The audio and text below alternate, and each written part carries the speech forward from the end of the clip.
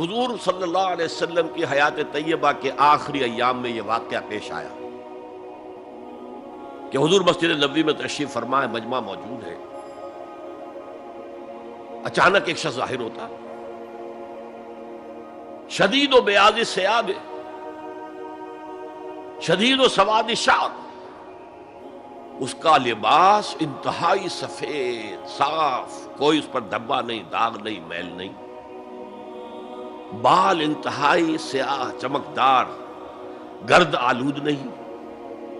ولا یعرفہ احد منا، اور ہم میں سے اسے کوئی پہچانتا بھی نہیں تھا،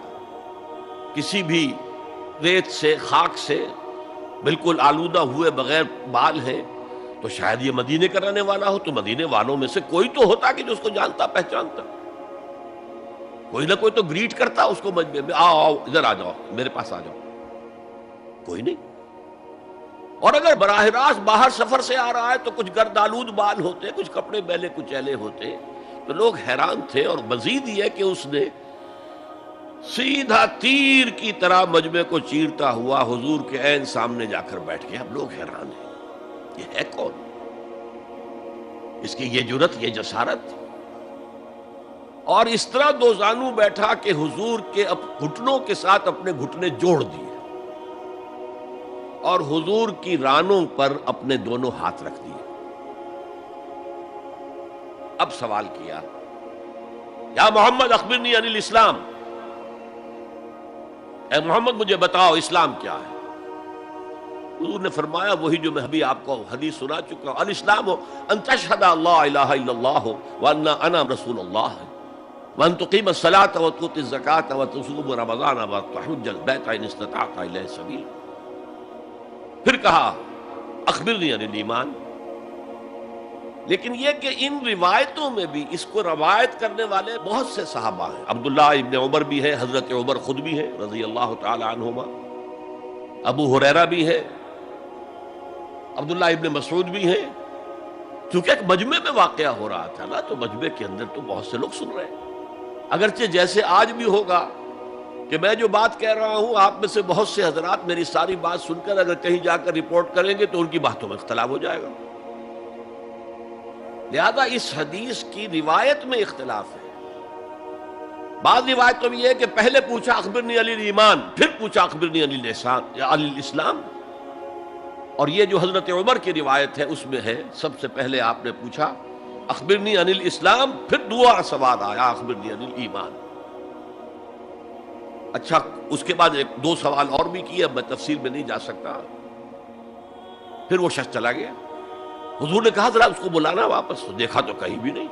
زمین کھا گئی، آسمان چکر لے گیا، اللہ جانے۔ تب حضور نے فرمایا اوہ یہ جبرائیل تھے جو تمہیں تمہارا دین سکھانے آئے تھے، یعلمکم دینکم اذ لم تسألوہ، جبکہ تم نے اس کے بارے میں سوال نہیں کیا۔ اور یہ پہلی بار ہے کہ میں جبرائیل کو پہچان نہیں سکا، انسانی شکل میں وہ آئے اور میں پہچان نہیں پایا، ورنہ اکثر حضرت دہیہ کلبی کی شکل میں آتے تھے انسانی صورت میں، جب بھی حضرت جبرائیل آتے تھے۔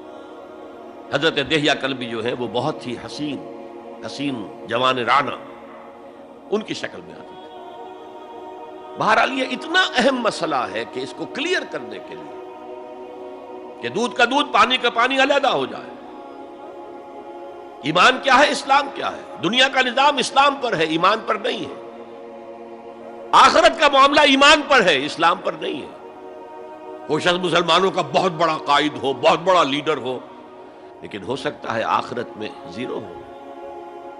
میں حدیث سنا چکا ہوں آپ کو، ایک شخص دنیا میں